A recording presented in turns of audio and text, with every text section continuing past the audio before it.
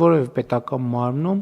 այն միջոցառումներում, որտեղ պետք է լինի օրհներգ, իհարկե սա չի ենթադրում, որ բոլոր միջոցառումներում պետք է օրհներգը հնչի, կամ միջոցառումներ, որտեղ հնչում է օրհներգը, կամ միջոցառումներ, որտեղ չի հնչում օրհներգը։ Բոլոր միջոցառումներում, որտեղ պետք է հնչի օրհներգը պետք է հնչի կենդանի կատարմամբ։ Սա նշանակում է մեր մի շարք գերատեսչություններ ունեն նվագախմբեր, երգչախմբեր, նրանք ովքեր չունեն նվագախմբեր եւ երգչախմբեր, թող հրավիրեն նվագախմբեր եւ երգչախմբեր, որպեսզի նրանք այդ կատարեն, որովհետեւ հիմա կներեք այդ մանրամասների մեջ մտնելուց, եթե տենց միջոցառում է, որ օրհներգը պետք է հնչի, նշանակում է այդ միջոցառումը որոշակի բյուջե նաեւ ունի, կարելի է այդ բյուջեից ուրիշ ատրիբուտների ավելի քիչ տրամադրել եւ հրավիրել երգչախմբերի, նվագախմբերի եւ սա նաեւ ամենևին էլ երկրորդական չեմ համարում, նաեւ որոշակի ֆինանսական հոսքերի վերաուղում է դեպի մշակույթի եւ արվեստի ճյուղեր, որպեսզի մարդիկ նաեւ զբաղվածության այս էլեմենտով նաեւ մշակույթի ոլորտում, երաժշտության զարգացման ոլորտում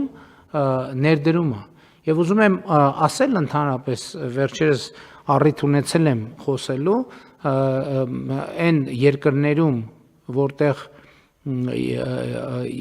երաժշտական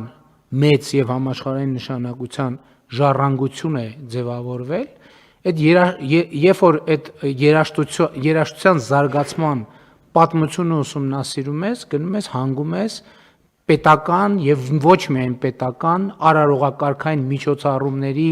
մեջ այս էլեմենտների ներդրմամբ, որը իր հետ ստեղծագործական process-ներ է հարուցել եւ այդ ստեղծագործական process-ների բերումով նաեւ մշակույթը, արվեստը, երաժշտությունը զարգացել է։ Մնացած դեպքերում, որը չի վերաբերվում, ել չեմ ասում, որ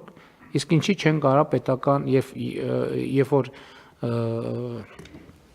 մանկապարտեզների եւ դպրոցների դեպքում ասում են, որ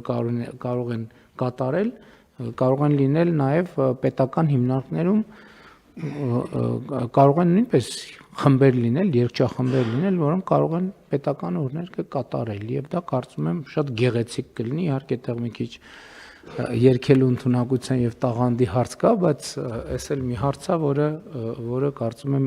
եւս մի հետաքրքիր էլեմենտ կմտնի պետական համակարգում աշխատելու երբեմն միօրինակ առօրյայի մեջ։